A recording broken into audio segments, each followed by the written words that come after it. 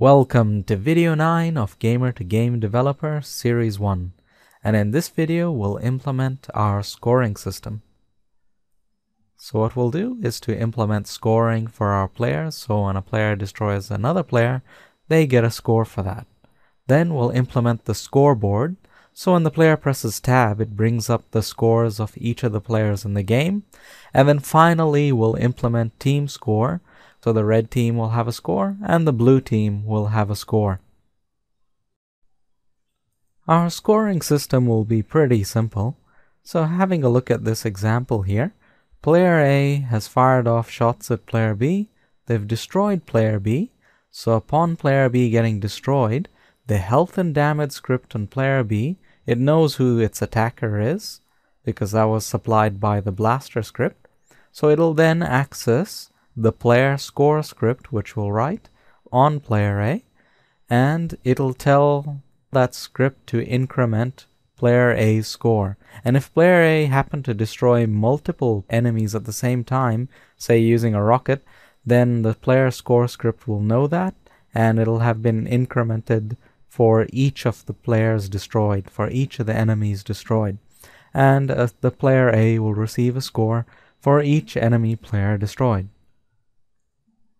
So once the PlayerScore script on player A has updated the player's score, so now it's gotten the score after destroying player B, it'll then access the player database script on the game manager and update its score record in that player list, and the update will happen across the network. So all the player databases across the network, the entry for this player and their score will be updated to be the latest figure, and that's what we'll be using for our score table in our next objective.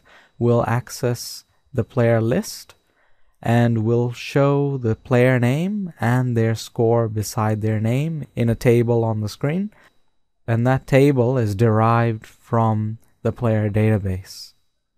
So let's move on to our very first step for objective 1, which is to write the PlayerScore script.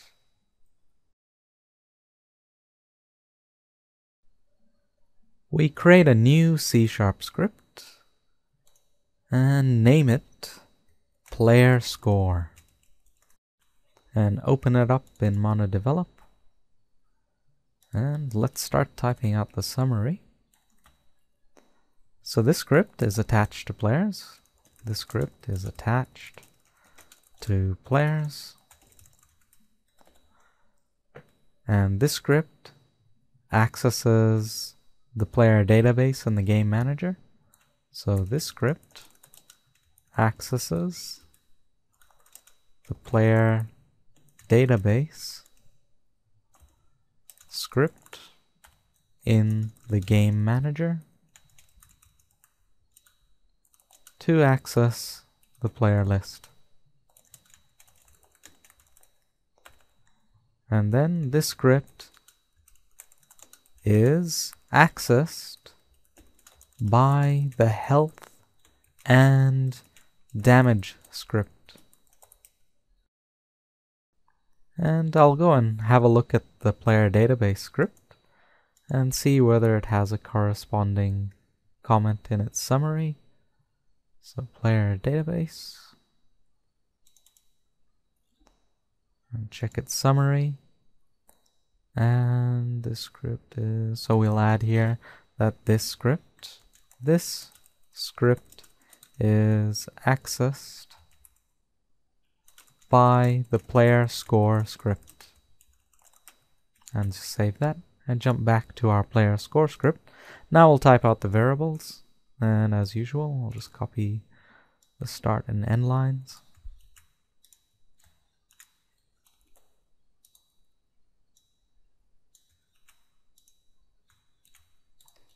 And then our variables. So public string destroyed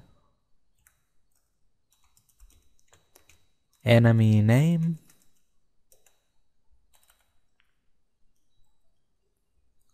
public bool I destroyed an enemy so I destroyed an enemy, is equal to false. Public int enemies destroyed in one hit. So enemies destroyed in one hit. Public int my score. And that'll be it for our variables. Now we can jump over to the start function.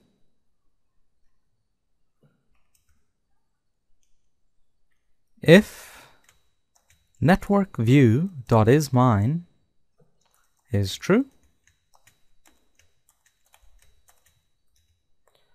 then I have here a comment that I'll write.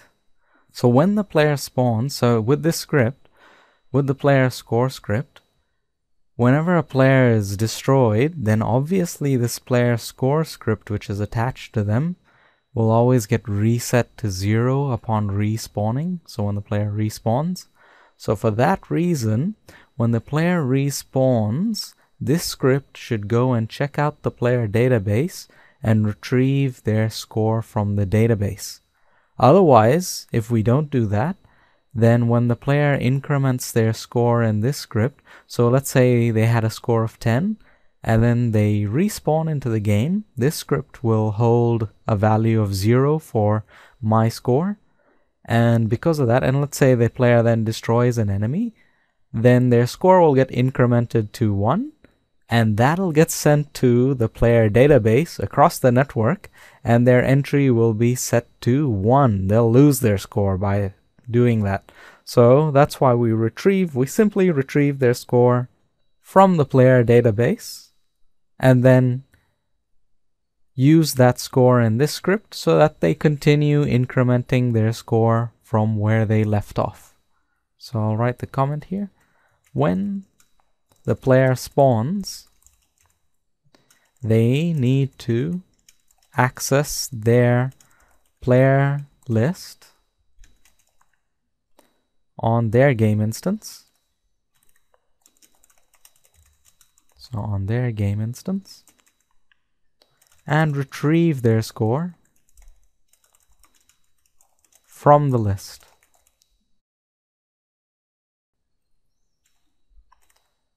Otherwise, their score would reset to 0 every time they respawned.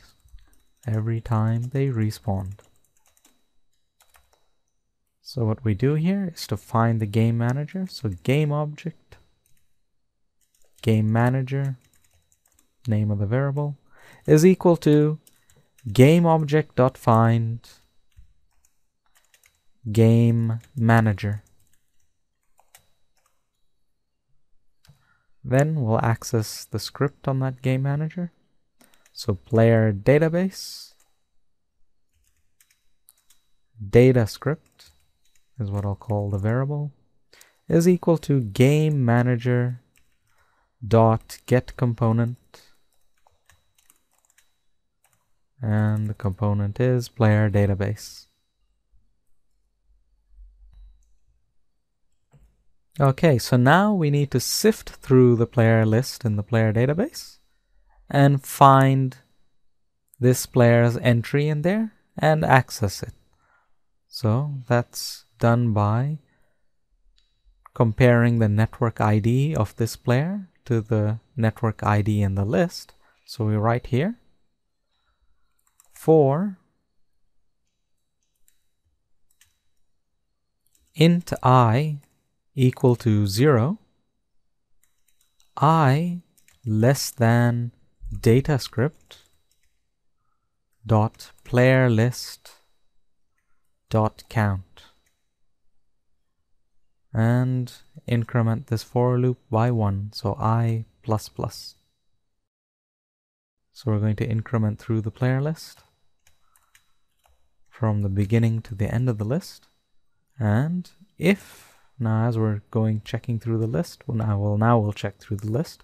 If data script dot player list square brackets, and within it I, so this entry, dot network player is equal to, is the same as int dot parse network dot player dot toString.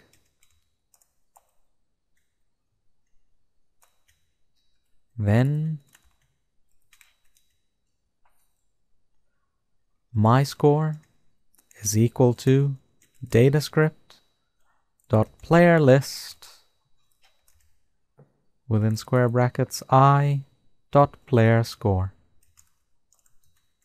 So that's it. Very simply, we access the player list, found the correct entry, then access the player score, and we're assigning it to my score, the variable in this script.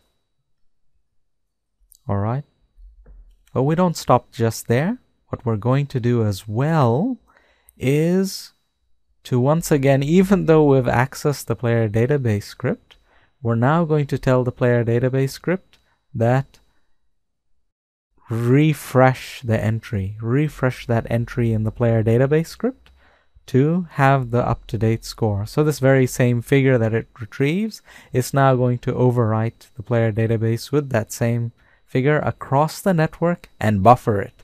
And the reason for that is when the player had been destroyed, their RPCs were deleted. So the RPCs that incremented this player's score and updated the player database and their score across the network, that RPC has been deleted. So any new players joining into the game, they won't see this player's score at the correct level until this player scores again.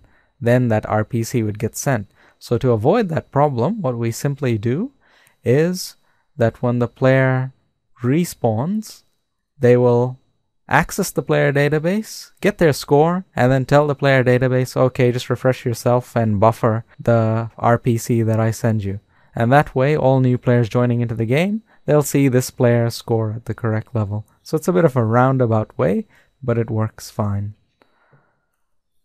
So when players are destroyed, their RPCs are deleted. So we need to tell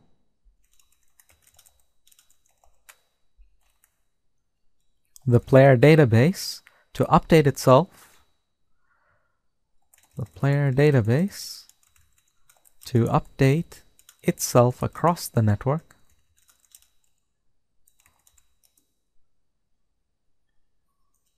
And buffer the result, and buffer the RPC.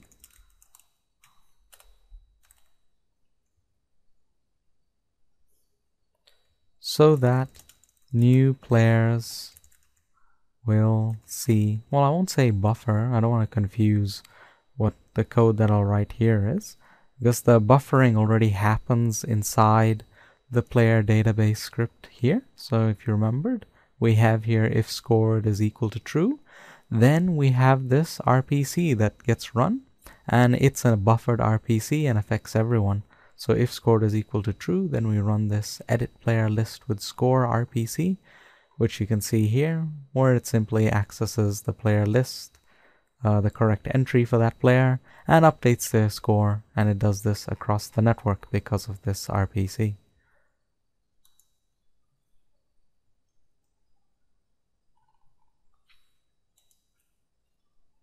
So I'll just get rid of and buffer the RPC so that new players will see this player's score, correctly. Yeah, just see this player's score correctly. And we need to write a function to do that. So we'll write a new function right now. We can do it after update. I'll just make some space here. So the new function will be void update score in player database int score. So it'll require an int, and we're going to supply this function with the player score. So then what we'll do is to access that data script. So I'll just copy these two lines here. It's the exact same thing that's going to happen.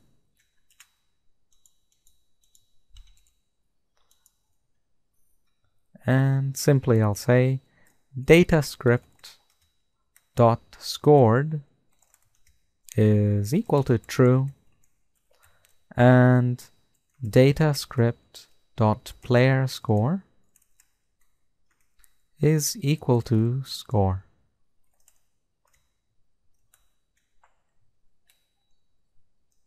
Okay, we can go back to our start function now and make use of that function. So update score in player database and supply it with my score. And that's it. And now outside of all of this if statement, we'll have an else enabled is equal to false. So of course, if this network view is not ours, then just disable the script. It doesn't need to run is equal to false. Our update function will carry out the process of incrementing the player score whenever they've destroyed an enemy, and the code is pretty simple. So we'll write here, when the player destroys an enemy, increment the player score, and of course save it in the database. So when the player destroys an enemy, increment the player score and save their current score in the player database script. And the update function will be looking for the condition if destroyed an enemy. So if destroyed an enemy is equal to true, and this boolean will get set to true by the health and damage script. It'll access this script and tell it that this variable should be set to true. And then when this update function sees that, then it'll carry out the process of incrementing the player score. And within it now, I'll write down a much longer comment that we have here a variable called enemies destroyed in one hit. Now this can happen when we're using rockets. You could potentially destroy several players in one hit. And the way it works is that this variable will have been incremented for each enemy player that was destroyed by their respective health and damage scripts. And then when this script comes to actually executing, well, actually incrementing the player score, it'll increment for each enemy player that was destroyed. So right here the comment, enemies destroyed in one hit is a counter and takes into account if the player destroyed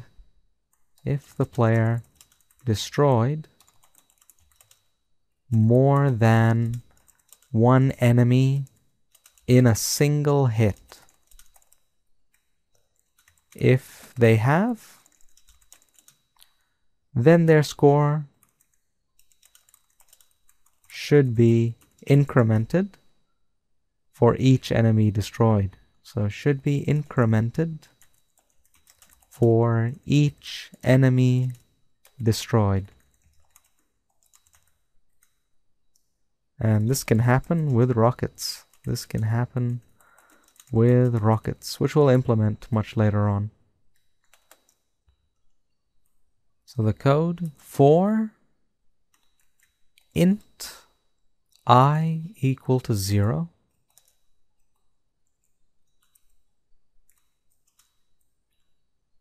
I less than enemies destroyed in one hit, and increment this loop by 1, so I++.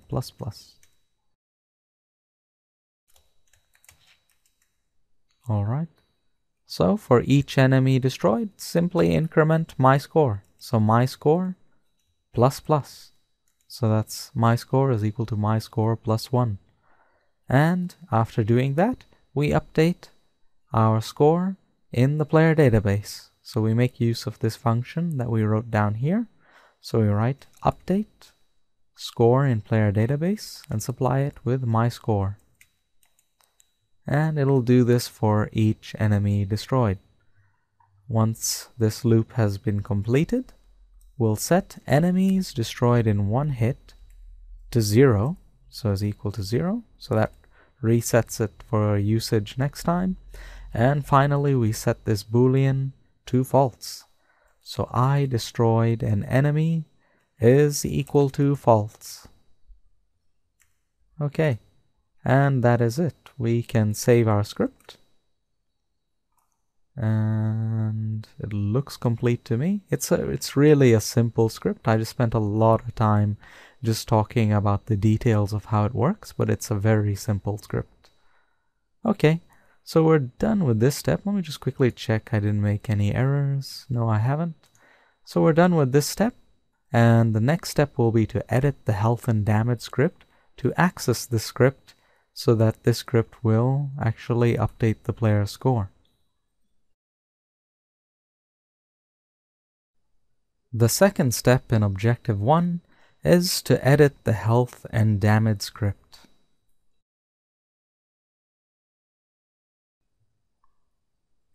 Open up the health and damage script, and in its summary, we'll write here that this script accesses the player score script to inform it that it needs to increment the player's score. Alright, and now within the health and damage script, we go down to the update function, and where we see the portion where we're doing this check the weapon, the type of weapon that the player was hit by. So where we say if hit by blaster is true and destroyed is equal to false. So we add another block below this one. So it's within the portion where this bit of code only runs on the attacking player's computer. And this is where we want scoring to happen as well. It should only run on the attacking player's computer. So underneath this, I'll write a new comment.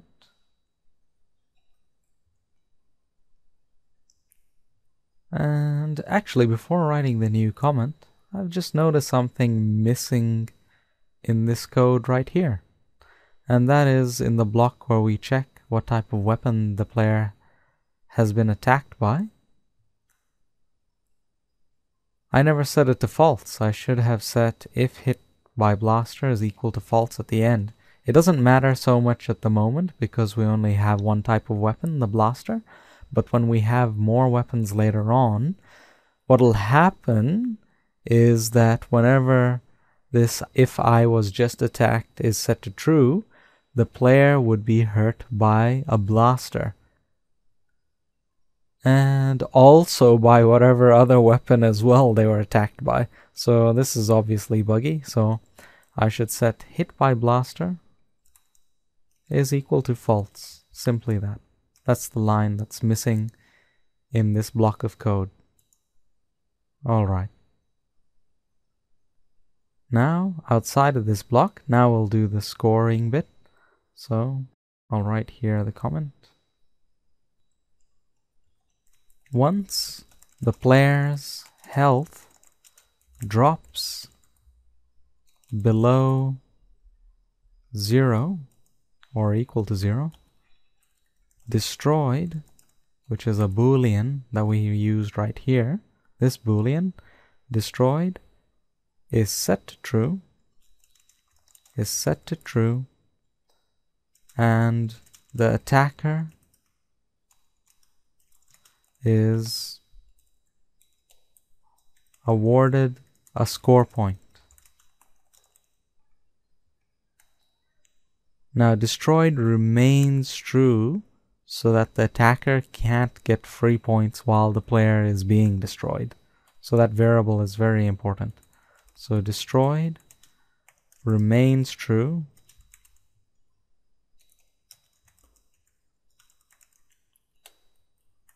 so that the attacking player can't get free points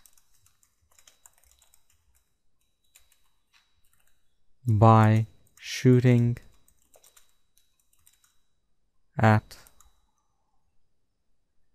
this player while they're undergoing their destruction. At this player while they are undergoing their destruction. And as you'll remember, a player carries out their own destruction in their own game instance. So first, the RPC that their health has dropped has to get sent to them, and then on their own game instance, when they see that their health is less than or equal to 0, then they destroy themselves across the network. So in the meantime, it is very possible for the attacking player to continue shooting at this player when their health has fallen below 0. So we simply use that destroyed boolean to control that.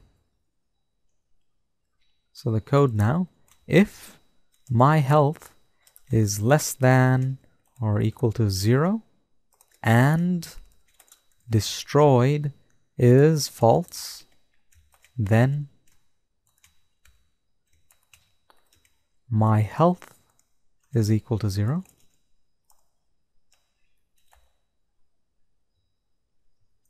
Destroyed is equal to true,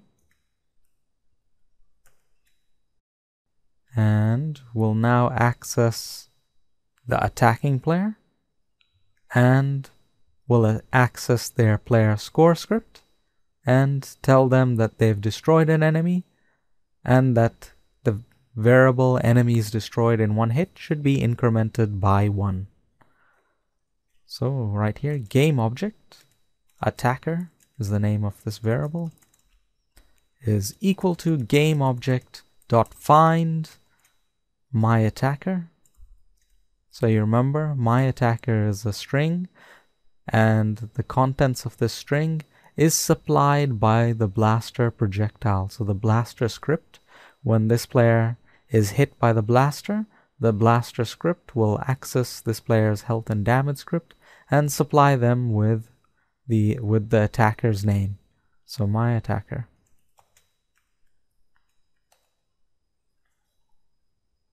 And PlayerScore score script is what I'll call the variable. So now we'll access this is equal to attacker dot get component, and the component is PlayerScore. Now that we've done that, score script dot I destroyed an enemy is set to true, and score script dot enemies destroyed in one hit plus plus incremented by 1. And that's it. We've updated our health and damage script. So now the attacking player will be able to receive a score for destroying an enemy player in their own game instance. So let's save that. And we can jump over to Unity and just try it out. We'll just be looking at the inspector panel. Okay, so the first thing we need to do is to attach the PlayerScore script to both the player prefabs. So component scripts, PlayerScore script, and we'll do the same thing for the player red. Component scripts, PlayerScore. All right. So now we'll build and run, file build and run, and we'll open up another copy as well. So that way we can destroy an enemy player.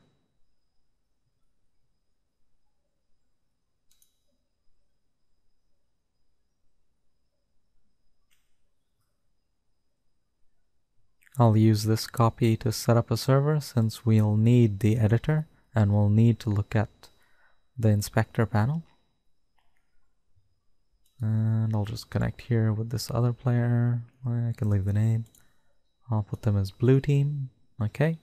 Now back here, I'll connect,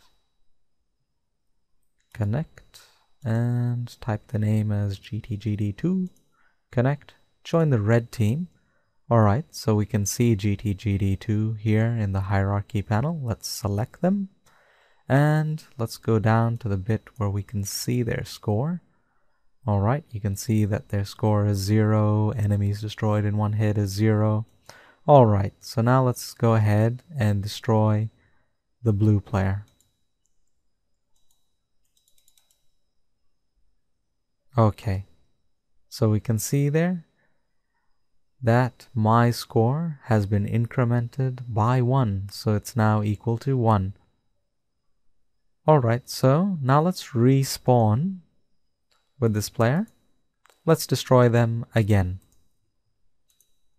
Alright, so attack. You can see their name changed to 860, and that's expected. It's because we're accessing player prefs on our own computer, and as a result it's now just trying to pick a random number for the name. Alright, so just keep attacking and destroy the player. Okay, so we can see now our score is 2. Alright, so now what I'm going to do is to use the other player to destroy GTGD2. And then I'll respawn with GTGD2 and see if our score is still there. Now something to remember is that when GTGD2, when we respawn, our name is no longer going to be that, it's just going to be a random number. So let's respawn and take note, 860 is now the attacking player. So let's attack, destroy GTGD2. Alright, we've destroyed the red player. Let's return here, respawn. Now 504 is our former player. Let's click on them, scroll down, and yes, we can see that the score of the player has been preserved. So you can see there that my score is equal to 2. So we know our PlayerScore script is working. We know that our player database is updating correctly. And obviously our health and damage script is also working correctly. Now, of course, player 860, you'll see that even though they destroyed us, their score is 0. Well, obviously because this is the PlayerScore script, which is disabled. It's only a local script. It's the player database script that has the up-to-date score of player 860. And in our next objective, we're going to write the Scoretable script so that we can expose the score of all the other players and see it in a table. So we can shut all this down and move on to our next objective.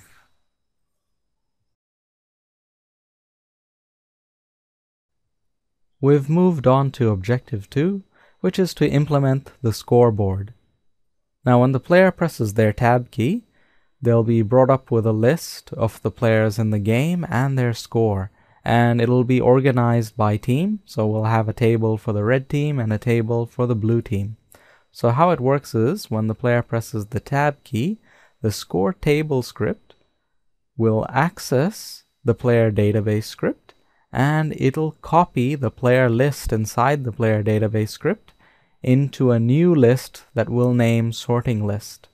Now this sorting list is constructed using the player data class, and it'll then be sorted so that we can then display the contents of it onto the screen. And it's essential that our spawn script now supplies the team that the player belongs to the player database, so to the player list. So we'll first write the Scoretable script, and then we'll write the spawn script. So our first step in objective 2 will be to write the Scoretable script.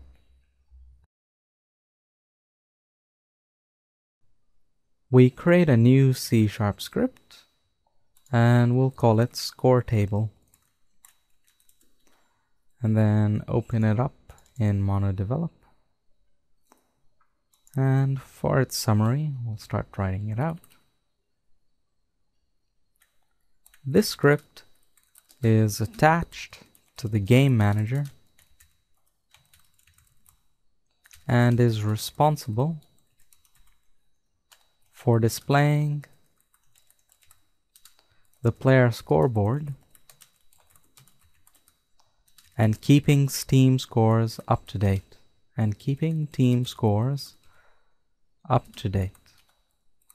So we'll implement team scores in Objective 3 of this video. And the next bit that we'll add here is that this script makes use of the player data class. It does that for the sorting list.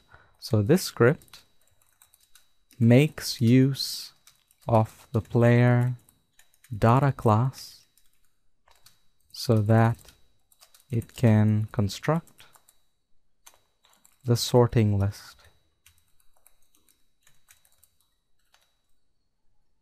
Now the script accesses the player database so that the player list can be copied. We copy the contents of the player list into the sorting list. So right here, this script accesses the player database so that the player list can be copied into the sorting list. And then the last comment I'll have here is that this script is accessed by the PlayerScore script for updating the team score, and that's once again we'll add that in Objective 3. So this script is accessed by the PlayerScore script for updating the team score. Okay, we'll write our variables now.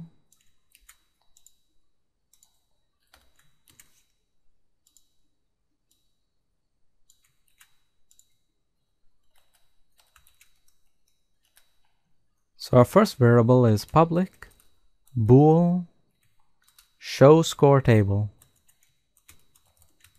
is equal to false.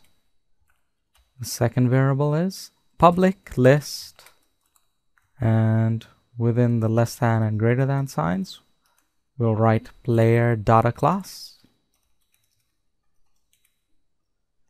and the name of this list is sorting list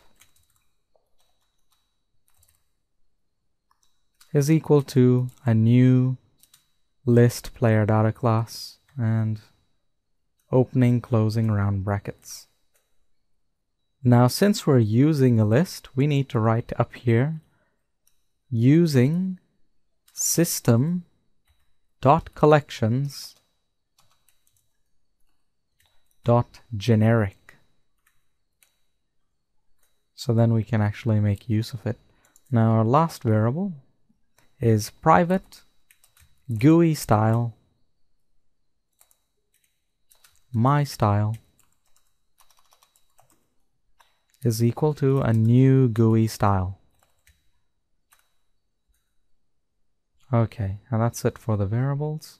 Now we'll go over to our start function, and here we'll define that my style. So my style dot font style is equal to font style dot bold,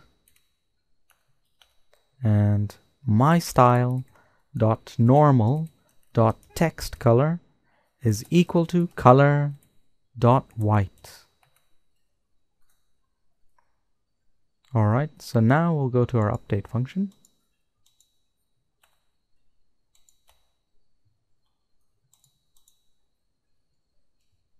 And we're going to use our update function to recognize when the player has pressed the tab key. So when the player presses the tab key or is holding it down, this variable show score table will be true, and if the player lifts the tab key, so they let go of it, then show score table will become false. And we'll have another function, the onGUI function, and that'll be looking for whether show score table is true or false. If it's true, then it knows it needs to draw the score table and that it needs to make use of the sorting list and copy the player list into it and then display that.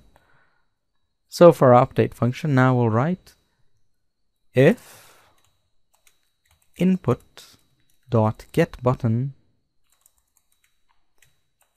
and I'll name this button show player scores, and we'll later on define that in the input under the project settings. And within this if statement, if that's the case, then show score table is equal to true. All right. Now if input dot get button up,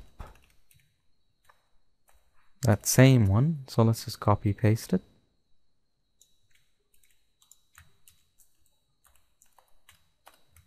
Then show score table is equal to false. All right. So we might as well just save what we've done so far. And now we'll actually write the onGUI function. So void onGUI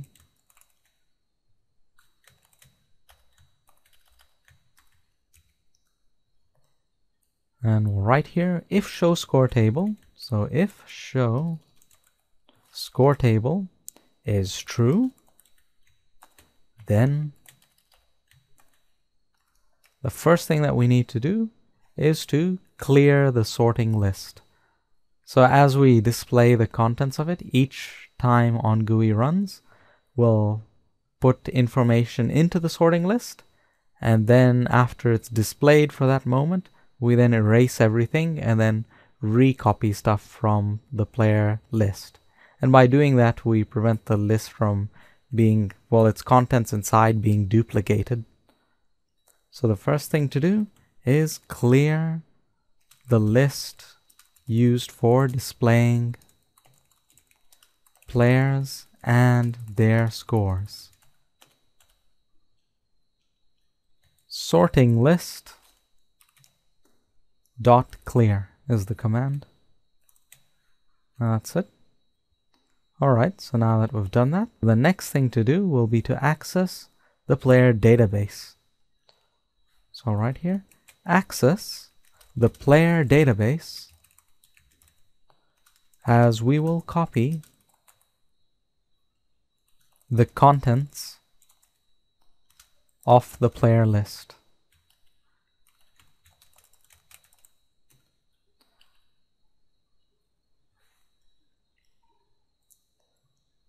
So player database,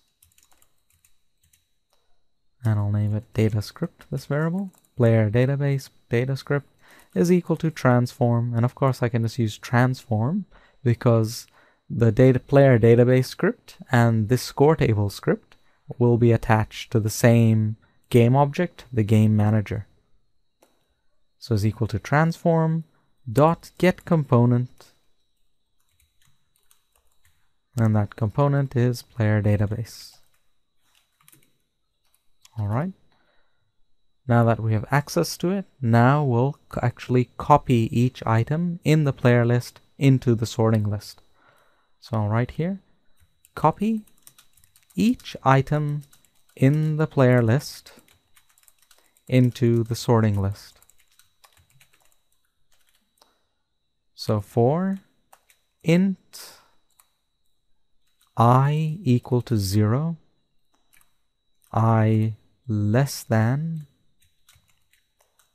data script dot player list dot count, and the increment will be I plus plus, so 1. So that's our for loop, and now within it, so each entry that we come across in the player list, we will now copy that into the sorting list. So we simply write sorting list dot add data script dot player list in square brackets I, so this index of that list. So that's a nice easy way to copy the entries from the player list into the sorting list. Okay, so once we've copied that, then we need to sort the sorting list. So we've copied all of those entries inside the player list. So now we obviously need to sort the list so that we can somehow display, the player with the highest score at the top, and then going down in descending order. So we need some way of doing that, and there is a very special bit of code that'll sort them in ascending, and we can then easily reverse that and then display them in descending. So I'll write here the comment that sort the sorting list,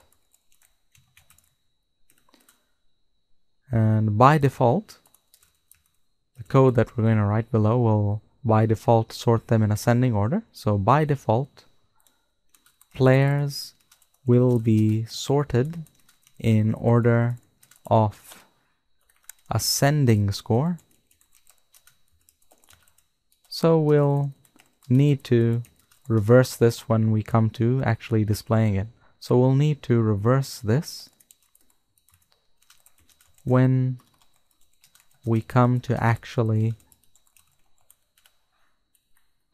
displaying the score.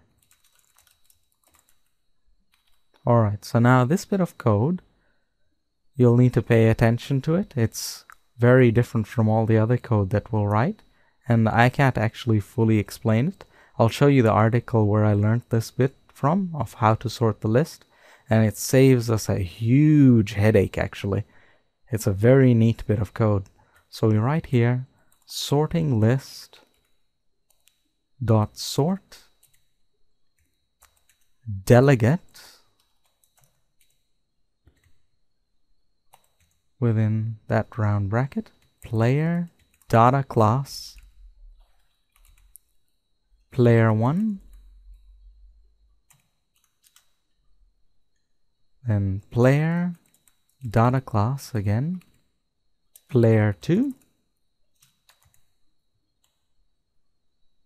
Okay, and now we'll put an opening curly bracket, and we'll just bring it all the way down to the left side. And on the next line, we'll write return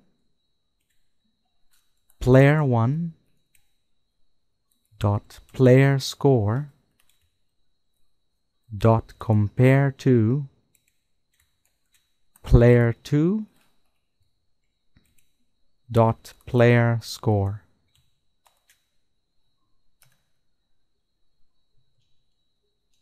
And then we'll close off the curly bracket.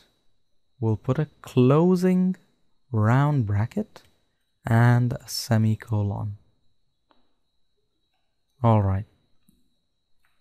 So now let's have a look at where I got this code from.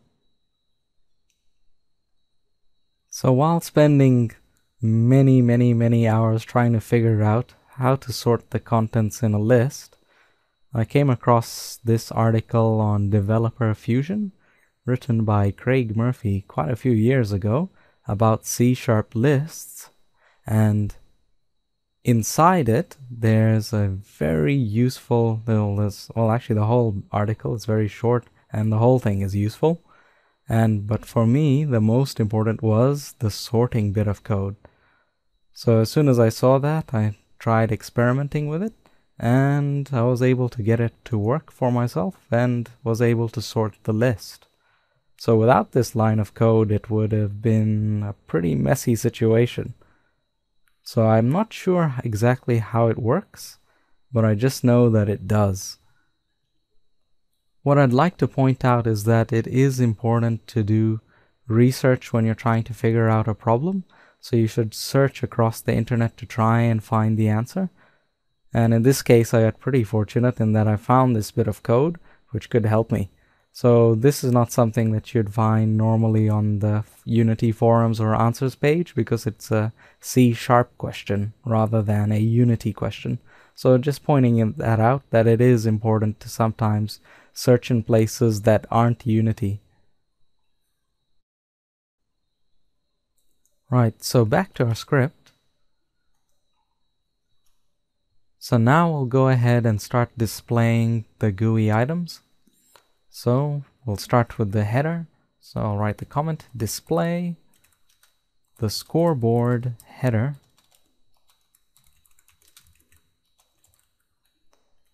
And we'll draw a box, and inside the box we'll put a label showing that this is the score table.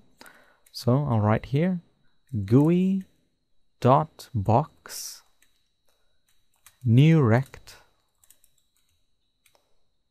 screen.width divided by 2 minus 260, and then for the top I'll put it 10, so it'll just be 10 pixels away from the top of the screen. Then for the width it'll be 520 pixels wide, and the height of this box will be 30 pixels.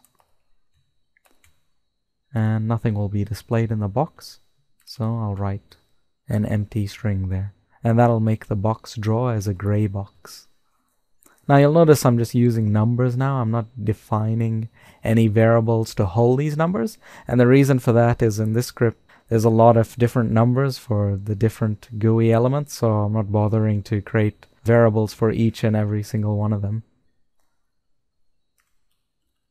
Okay, now so GUI label, well, GUI.label new rect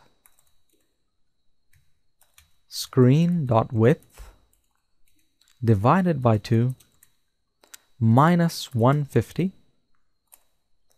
and the position from the top will be 15. So we're going to make this label sit inside the box, and we're manually positioning both the box and the label. So you're noticing that we're not using GUI layout, so we can achieve the exact location that we're after.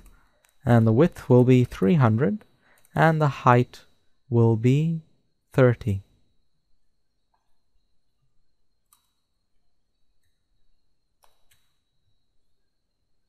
And inside it, the content will be score table. So that's what we'll write. That's what will display. And the style is my style. All right. So we can close that. Now we're going to actually display the 2 columns, one for the red team and the other for the blue team. And then we'll display the contents of the sorting list in those 2 columns. So then what we're going to do is just create a new area for each of those columns. So right here, the comment, start a new GUI area on the left portion of the screen. So on the left portion of the screen, this area will be used for displaying red team scores. So this area will be used for displaying red team scores. GUI layout dot begin area, and the rect for it is new rect screen dot width divided by 2 minus 260. And the top, the distance from the top is 50.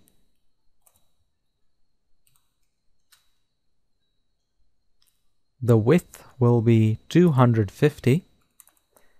And for the height, we'll put screen dot height minus 10. So from the top position, so from 50 pixels below the top of the screen, it'll draw the column all the way down to the bottom of the screen, just short of 10 pixels. And that's it. We can close that off. That's our first area. Alright, so now within that area, what we're going to do is we're going to go through the sorting list in reverse and pick out each player that belongs to the red team and display their name and score.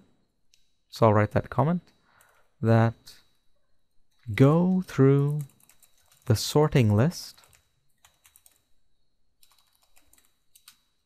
in reverse and pick out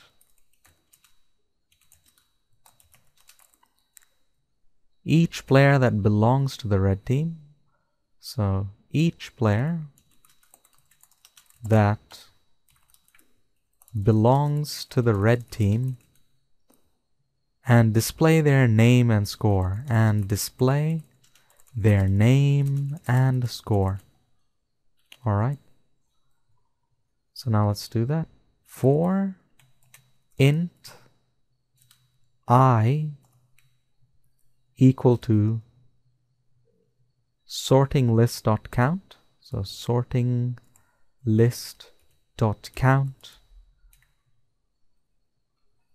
-1 I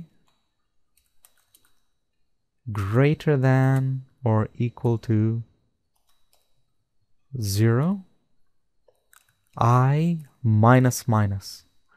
So you'll notice here that we're doing our for loop backwards.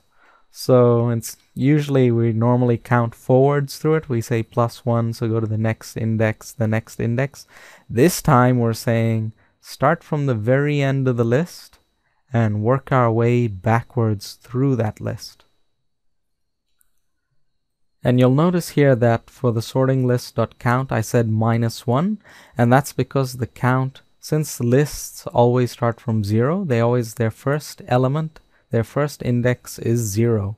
So the first piece of information is in index 0. So when we have count, the 0 is obviously counted as 1. So it's one element inside there. So we need to put a -1 so that we have the correct starting position within the list, which is the end of the list. All right, so now within this for loop, we'll say, because we only want to display the red team players in this column, we'll have the condition if sorting list I dot player team is equal to red, it's a string here. So remember that sorting list was already sorted by this code here, and it's in ascending order, so that's why we're going in reverse through the list, so that way we're displaying the highest scoring red team players first, then it'll continue on in descending order. And we've put here the condition that they have to be on the red team to be displayed in this column. So within that if statement, we'll write GUI layout dot begin horizontal, and this horizontal item is a box, and within this box we're going to put two GUI layout items. We're going to put two labels. So it's a convenient way. A begin horizontal allows us to place two items side by side, so two GUI layout. So you remember that when we normally write GUI layout, for example, .label, it gets displayed, it'll get displayed, and if we have another GUI layout .something, it'll get displayed below that item. So by doing begin horizontal, we're going to place them side by side. So GUI layout .label sorting list I player name, and the style is my style. And we can close that. All right. Oh no, actually I also want to define not just the my style, but also the width. So GUI layout .width, and I'll manually set it as 200. Okay. So now we're displaying the name of the player. Now beside their name, obviously we want their score. So GUI layout .label sorting list I .PlayerScore .toString. So remember, it's an int, so it needs to get converted to a string before it can be displayed inside the label. and using my style as our GUI style. And once again, the width we're going to set GUI layout dot width is 40. All right. So now we'll end that horizontal area. So GUI layout dot end horizontal, and open, close round brackets. All right. So what's going to happen is that it'll go through the list and display each of these labels. It'll create a whole column of them.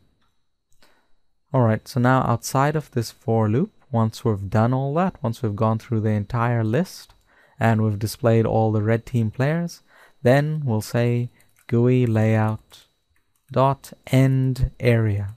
We've finished this column here, so end that.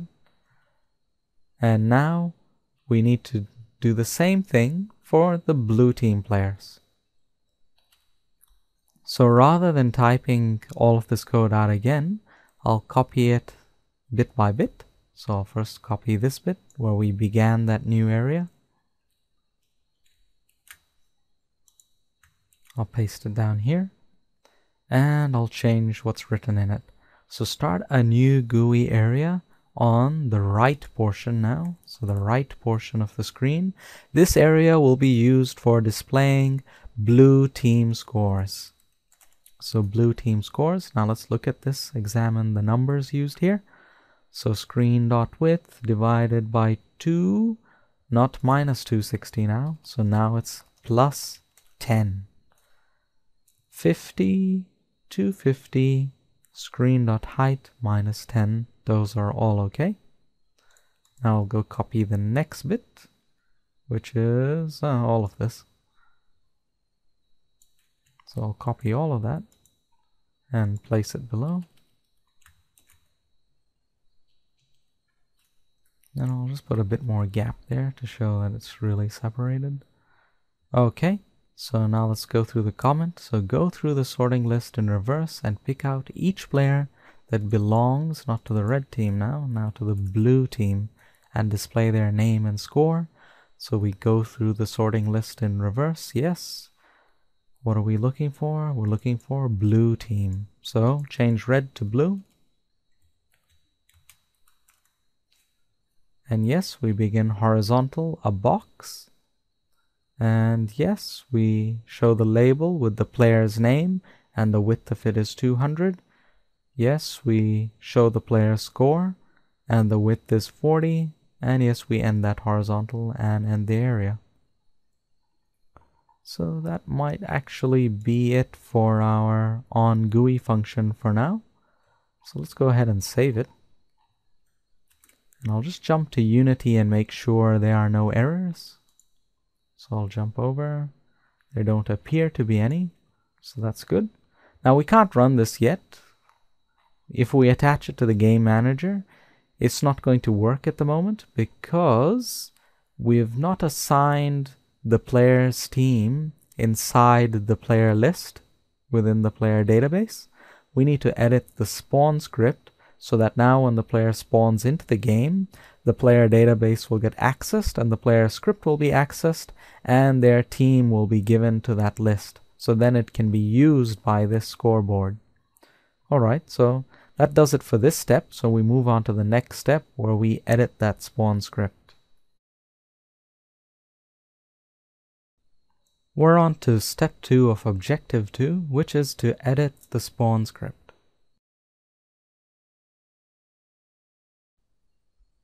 Alright, so now we'll edit our spawn script.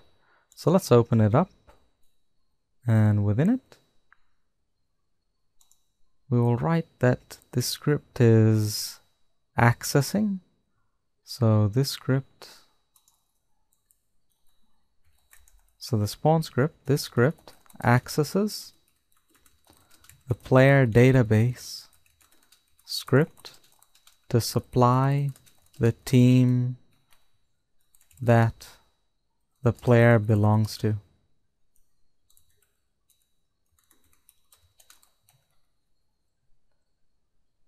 And in our spawn functions themselves, that's where we'll add new code in. So within the spawn red team player, we'll add 4 new lines where we access that player database, and then we set data script.join team to true. So I'll just jump over to the player database. So we have here a bit about public bool join team is equal to false, and as noted up here, it's used to update the player list with the player's chosen team. So if join team is true, then there's going to be an RPC across the network and buffered that'll append the player's team into the list. It'll place the player's team into the player list, and that is right here, edit player list with team. So we simply go through the list, find the player's entry in it, and put the team that they belong to in it, and it's looking for a string. So that's all we're doing. We're finally giving it the instruction that it needs. So we can also write here in the comments that this script is accessed by the spawn script. Alright, and going back to our spawn script now let's access that player database script. So we'll do game object, game manager, I'll name the variable, is equal to game object dot find game manager. And I shouldn't forget the semicolon. And then player database data script is equal to game manager dot get component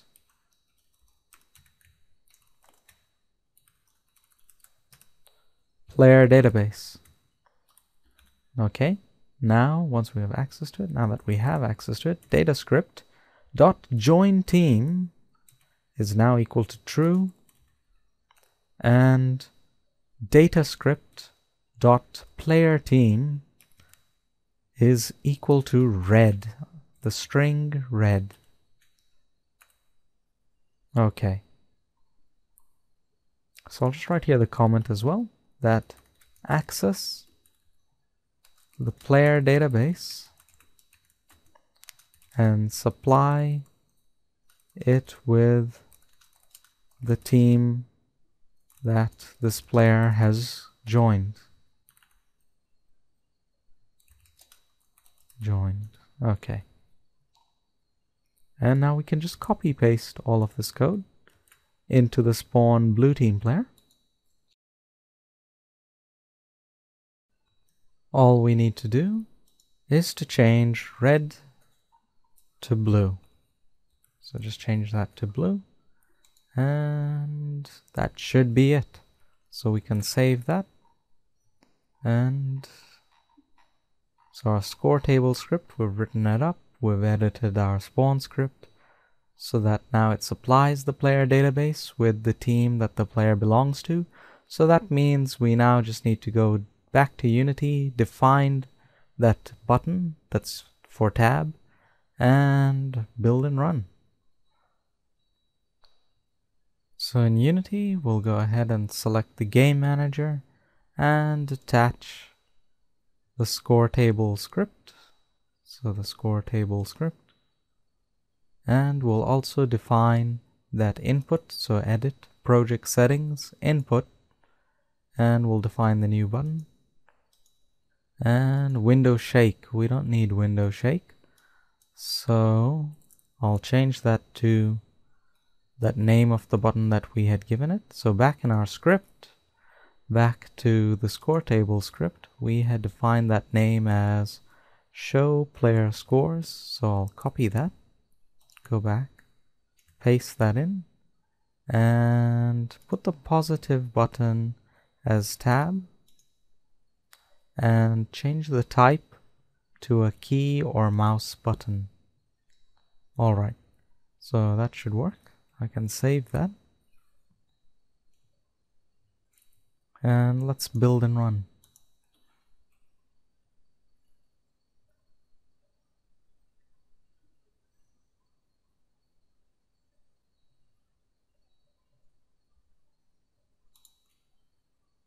And launch another copy as well. So I'll set this one up as a server. I'll connect as a player here. And if we press the tab key, alright, we can see that there. It says score table and it's showing the player as well.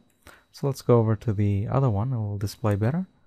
So connect, and connect as a blue team player. And there we go. We can see that we have their score table written at the top rather crudely.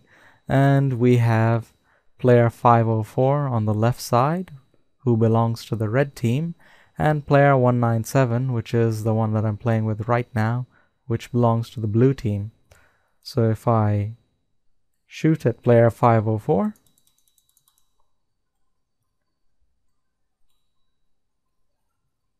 we can see that player 197 has scored. Alright, and if, for example, now this player disconnects and I connect as a blue team player as well, we can see that the higher scoring player is the one at the top of the list. And there is something that I would like to show you. So I'll disconnect again, connect as a red team player. Alright, so now I'll use this player again to destroy the red player. The blue team player will destroy the red player. Their score has incremented. Now the red team player is destroyed. So this is one small bug with our script that you'll see. So now I'll connect with another player. So I'll connect and I can pick any team. And what you'll see is that we joined as a red team player, right? But there are actually two red team players. One was destroyed and there's this newly joined player. So when a new player joins the game, and any player that's currently destroyed will not appear in their list. Once that player respawns, then they'll permanently be in this new player's list. So even if they get destroyed again, they'll always be there and their score will be displayed.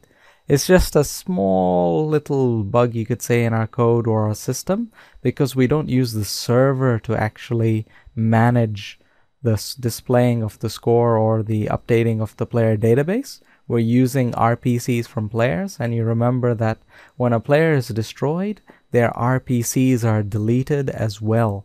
So the destroyed player, when they're destroyed, their RPCs that had updated the player database across the network, they were deleted as well when they were destroyed. So when a new player jumps into the game, they'll see everyone else who's currently in the game at their score level, at the correct score level, but any destroyed player will be just hidden until they respawn.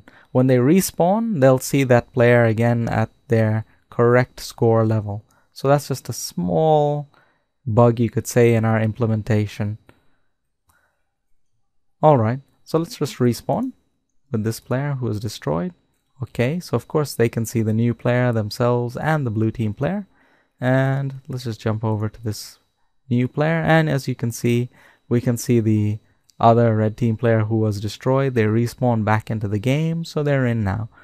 Now this player 920, you can see that they're displaying at the bottom of the list. So let's use them to destroy the blue player. Alright, and you can see they now jump to the top of the list and their score is 1. We know that our score system, the scoreboard, is working and our implementation of it is working. But we're not done. It's far from done. We now need to actually update it so that it has a better look and we can distinguish the teams. So we'll now also have a red team score and a blue team score. And the team score is the one that's important for a team to win. So the team score will remain even when players leave. So if there are some high scoring blue team players, the blue team score will have gone up because of them, but when they leave the game, their score from the team score doesn't disappear. The team score will stay at that. So that allows a team to reach a winning score without having to rely on the individual scores of the players. So we'll implement that in our next objective. So I'll just shut all this down. Exit, close. All right, so we'll move on now.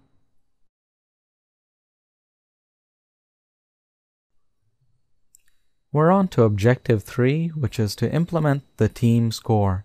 So when the player scores, they destroy an enemy player, their PlayerScore script will check which team that player belongs to, and then it'll access the Scoretable script and tell the Scoretable script that the team they belong to, the team score should be incremented.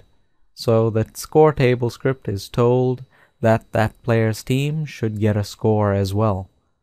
And it is the Scoretable script that'll manage this, and the server is the one that'll send out the RPC for refreshing the team score across the network.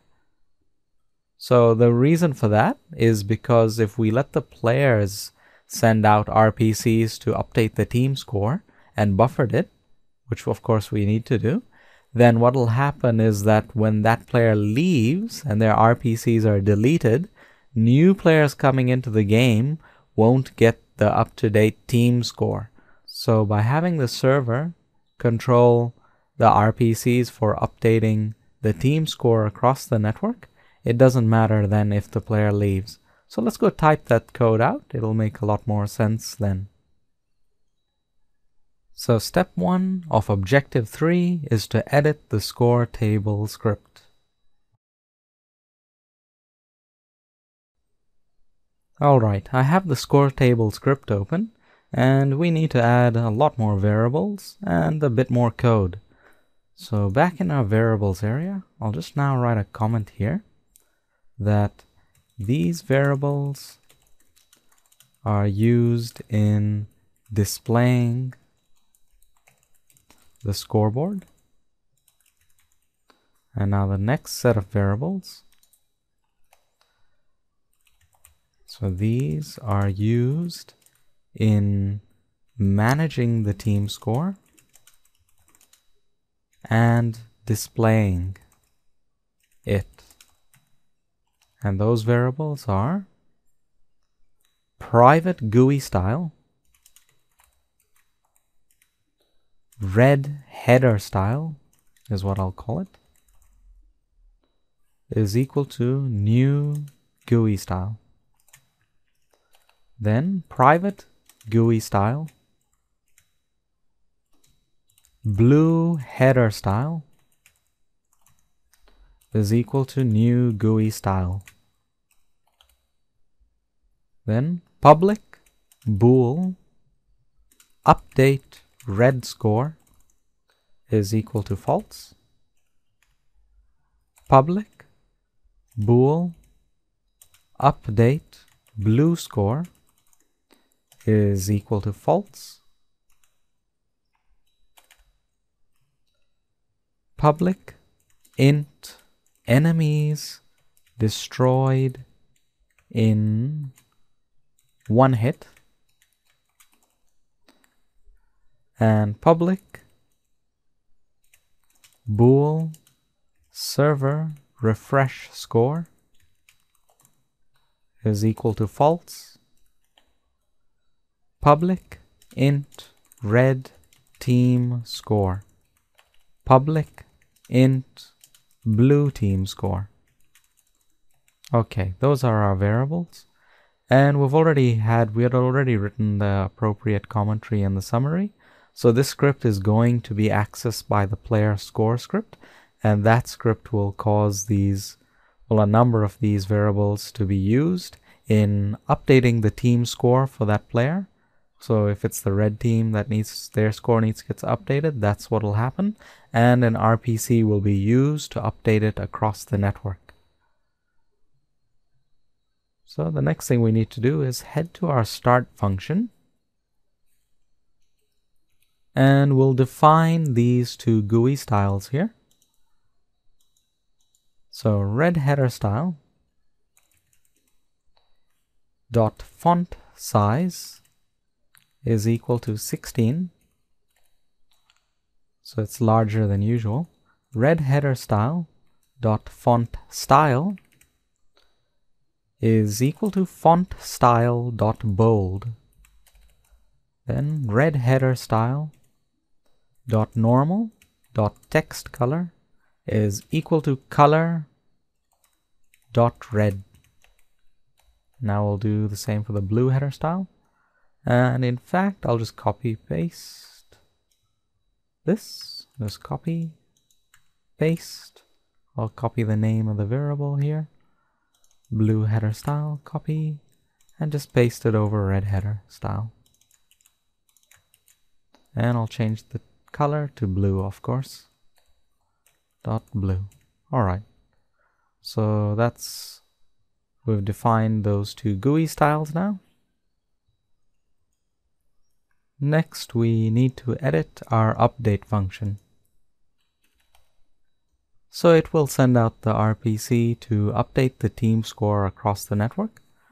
So I'll write here the comment that, whenever a player score increases in their PlayerScore script, then that script will send a signal to this script. So I'll just write that. So whenever the player's score increases in their PlayerScore script,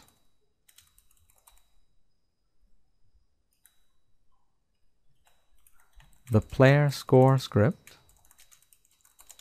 will send a signal to this script by pretty much saying set the boolean update blue score or red score to true, and that's what this update function will look for. We'll send a signal to this script to increment the overall team score. And RPC is sent out across the network so that everyone gets that latest team score. So an RPC is sent out across the network so that everyone gets the latest team score. Alright, so if update blue score is equal to true, then we do a for loop. So we'll count through enemies destroyed in one hit. Well, for each enemy is destroyed in one hit, so in case maybe it's equal to 3, then we'll send out an update of that RPC 3 times to increment the team score. So I'll write it out, it'll make more sense in a moment. So for int I is equal to 0, I less than enemies destroyed in one hit, and I increments by 1, so I++. Okay, and within that we're going to send out an RPC. So we need to go and write that RPC now, and it's a very simple one. We'll write one for the red team, one for the blue team, and we'll also write one for the server. So let's scroll down all the way to the end. Yep, pass the onGUI function, and we'll set up our RPCs. RPC, and I'll call it void update red team score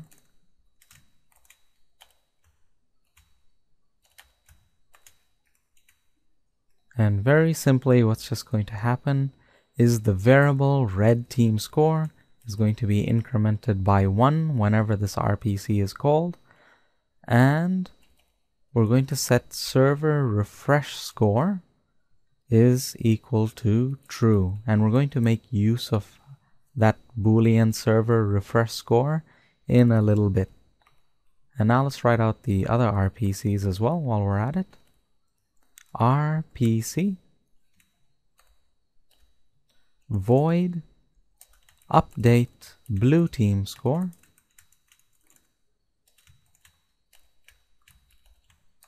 And in this case, it's blue team score plus plus. and server refresh score is equal to true. And now we have another RPC to write. So RPC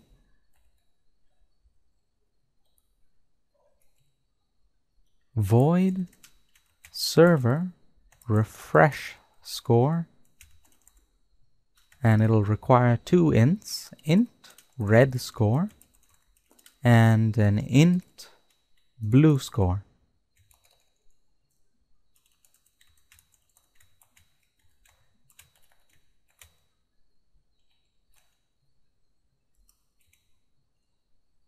So the variable that we just used up here, red team score and blue team score, so red team score is going to equal to red score, the supplied red score variable, and blue team score is going to equal to blue score. Alright, so our RPCs are done, so we can go back to the update function and continue typing this code. So now we'll make use of it. So network view.rpc, and the name of that RPC, this is the blue score that we're updating. So update blue team score, and paste that in. RPC mode dot all. If we buffered it here, it would really have no effect, because when this player who's updating the team score leaves, the buffer will just be deleted anyway.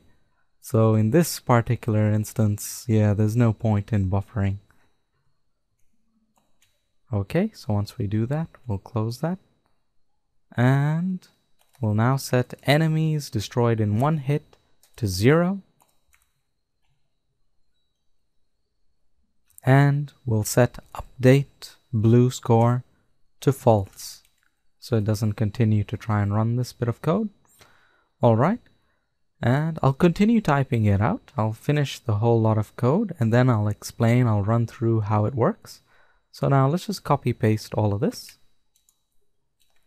Paste it below. So now instead of update blue score, we can change it to update red score. I've just noticed something. I usually always start with the red score and then the red player things and then the blue player things. So I might just stick to that. So I'll change the one above. So update red score. If update red score is true, then yes, we do this for loop here. Yes, network view.rpc. So we should change the RPC called. It's now update red team score.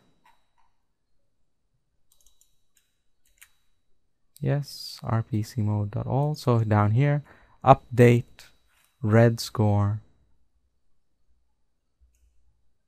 is equal to false. Alright. Now after this block, now is the server refresh bit, where the server needs to refresh the score. Because, you know, when this player leaves, and since we're not going to buffer it anyway, there's no history of the team score getting incremented, and because of that, a new player joining the game will not have the up-to-date team score. So to remedy that, we simply have the server send out a buffered RPC stating that the score is equal to whatever I've been supplied with, which is the score. So I'll write that out.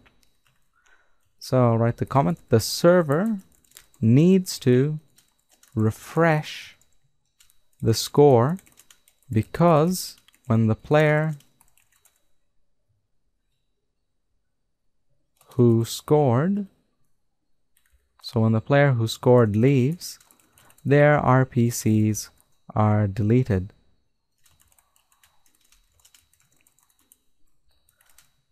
That means that new players will never receive the message for their team score to be incremented. So that means that new players will never receive, well, never be able to receive the message for their team score to be incremented. Alright, and the code is pretty simple. So we'll write here if network.isServer, so only the server runs this bit of code, and server refresh score is equal to true. Then we'll send out an RPC, network view.rpc, and that RPC is this one right down here, server refresh score. And we send it to everyone buffered, all buffered. And it requires 2 items as well. So you remember, it requires a red score and a blue score. So we'll supply it with the red team score and the blue team score in this script. So we'll supply it with red team score and blue team score. And for clarity, I'll just bring that down to the next line. Okay. And after doing that, we just need to set server refresh score to false. So we can just go down to the next line and say server refresh score is equal to false. And save that. So we've edited the update function and we've added some variables and RPCs. We will need to type in more code for onGUI to display the blue team and red team scores. So we'll do that in a bit. First, I'd like to go over what I've just written here. So how this bit of code works is that when, let's say for example, we score, we've destroyed an enemy player, and let's say we were using rockets and we took down 2 enemies in 1 hit. So what will happen is that our PlayerScore script, which we'll edit, will access this script, and let's say we're on the red team. It knows that we're on the red team, so it'll know to access this script in our game and tell the Boolean update red score to be true. And it'll also supply enemies destroyed in 1 hit. Since we destroyed 2 enemies in 1 hit, that'll be set to 2. So then what'll happen is that this for loop will run, and for each number of enemies destroyed in 1 hit, so it'll be 2, this RPC will be run twice. So what this RPC that's sent to everyone is that it simply increments the red team score in this Scoretable script by 1. And then it sets the Boolean server refresh score to true. Now the red team score is what we'll be displaying when we type out our onGUI code. And when that server refresh score is set to true, so remember the RPC is sent to everyone. So everyone is going to be, all the Scoretable scripts across the game will be told to increment their red team score by 1. And one of those Scoretable scripts happens to belong to the server. So the server refresh score being set to true, it means nothing for all the other players, but it means something for the server. So when the server comes down to this block of code here, where if network.isServer and server refresh score is true, then the server will immediately act on this bit of code. All the players will just ignore it. For them, server refresh score equal true means nothing. They just ignore it. But for the server, when it sees that, it knows that now it needs to send out an RPC. And all that RPC is, that we've called server refresh score, is that across the network, it sets the red team score to whatever it supplies, and it sets the blue team score to whatever is supplied. And it does this across the network. So the truth is, it's not really necessary for the existing players. For them, they don't notice anything because they already were told to increment their score by the previous RPC that was sent out by the scoring player. And now the server is just simply refreshing. It's simply saying, yep, that score is exactly what you already have in your script. And I'm just telling you that. But the difference is that we're buffering it. And by buffering that message, this RPC, new players joining the game will get this message that red team score is equal to whatever I had supplied when I ran this RPC. And of course the server will always have the up-to-date score, so when it sends out this RPC, it'll be of the most up-to-date team score. And since it's buffered, the buffer will play out, and the new player joining into the game, it'll play out, and eventually the last RPC they'll have received from the server will be the latest, most up-to-date team scores. So that's pretty much how it works. So now that we've done that, we'll go ahead and start typing out the onGUI code to actually display the team score. So inside the onGUI function, go down to the bit where we have our first begin area, and this is for the red team players, for the red team scores. So underneath, so once we've said begin area, we'll now insert a bunch of new code. So we're going to display that red team, so we'll write there red team and their score. So that's what we've called the red header. So it's the red team heading. So we'll simply write GUI layout dot begin vertical, and this vertical we'll call box, and so it'll draw a box, and then we'll do GUI layout dot begin horizontal, and this one we won't draw anything. The items will be the red team word, the label will be positioned beside, it'll be positioned, and beside it will be the score. And then I'll write here that the comment, so display a header with the team name and score. Display a header with the team name and score. And that'll be GUI layout dot label, and what will be written inside is red team. It'll be to the red header style, so red header style, and the width of it is GUI layout dot width 200. Alright, so that's the label. Now we'll have another label showing the score. So GUI layout dot label, and inside it we'll write red team score dot toString,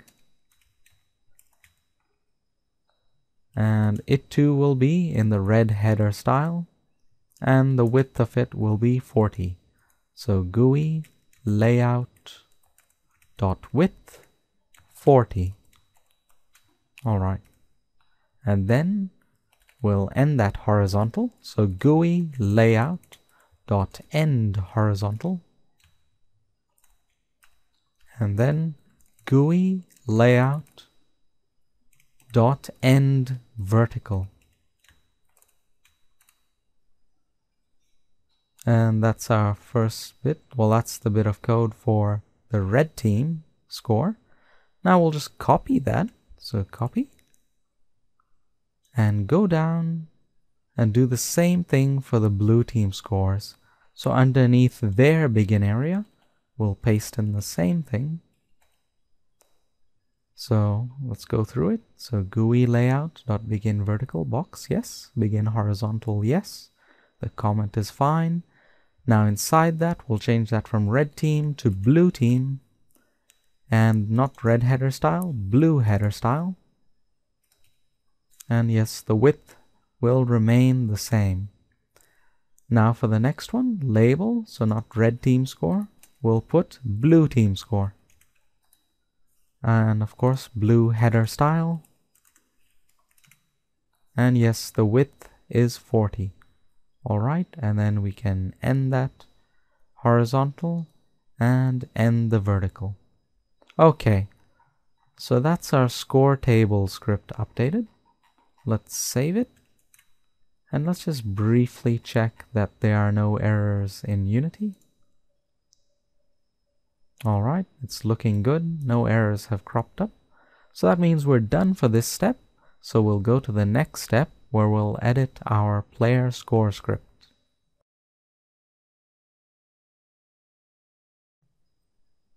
We've reached the last step in Objective 3, which is to edit the PlayerScore script. I have the PlayerScore script open, and the first thing I'll do is to add some more comments inside our summary.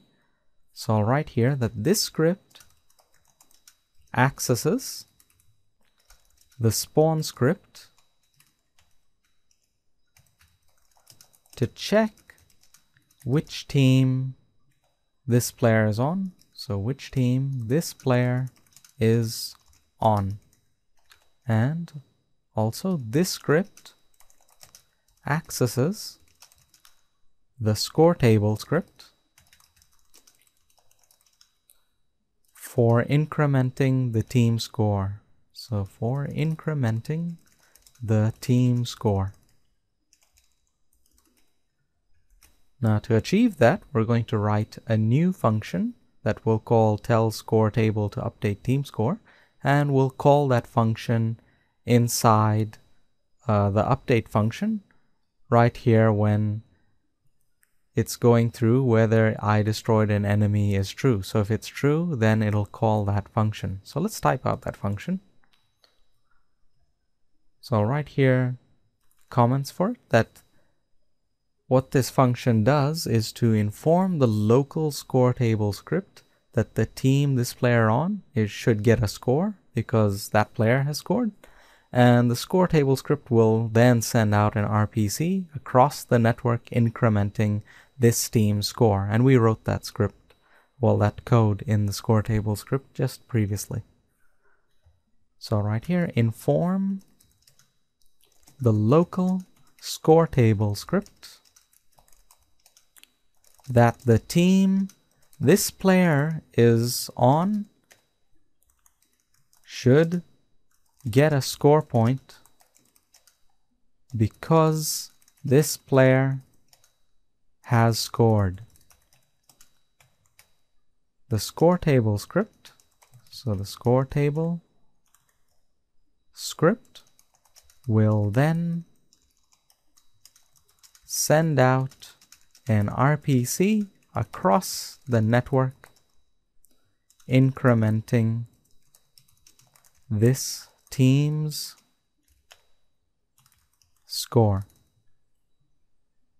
And now the code, so void tell score table to update team score. So a really long name for our function there. And within it, we'll access the spawn script and we'll access the Scoretable script. So right here, game object spawn manager is equal to game object dot find spawn manager,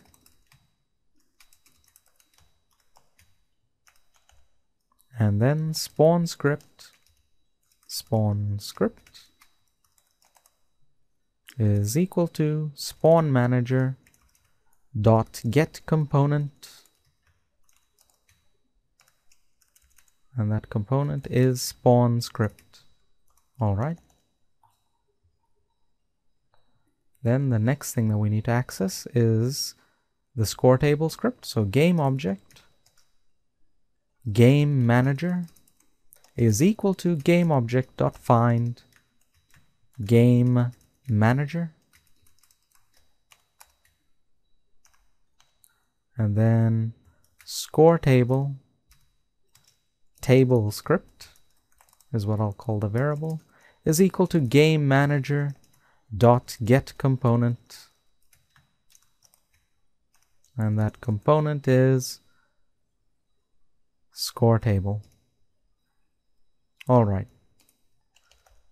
So now with that done, let's do the check. So if the player is on the blue team, then we'll tell the score table that to set the boolean update blue score to true, and we'll supply the enemies destroyed in one hit public variable inside the score table script with the number of enemies that were destroyed in one hit as is in this script. So we'll write here if spawn script dot mi on the blue team is equal to true, then table script dot update blue score is equal to true, and also table script dot enemies destroyed in one hit is equal to enemies destroyed in one hit. And then we can write the same portion for the red team.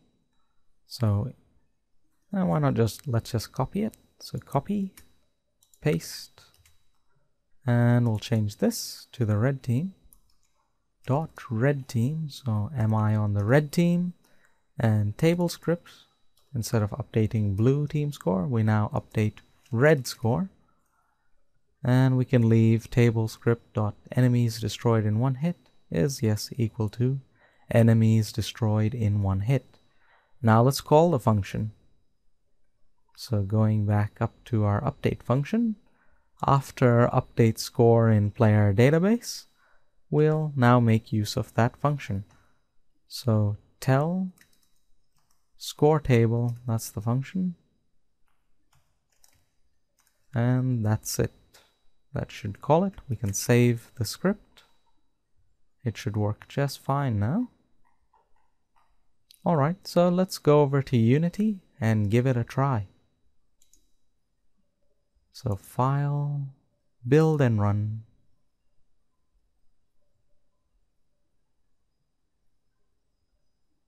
And of course we'll open up another 2 copies, and we'll leave the last copy to connect last after the first 2 have got a bit of a score.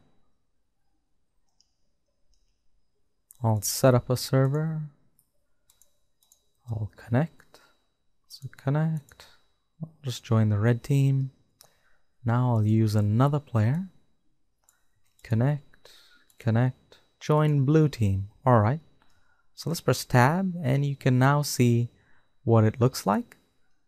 So you can see that there's a red team and a blue team, and there's a number beside that, which is the score for those teams. And don't worry about that bit saying up there score table and looks off center, because in the next video we're going to replace that text. So don't worry about it for now. Alright, so let's destroy the red team player and see what happens. Alright, and you can see that the blue team score has jumped up 1, and the blue player score has also jumped 1. Okay, so how about we just connect with this other player here, have them join the red team. Okay, and of course they won't see their own red team player while that player is destroyed.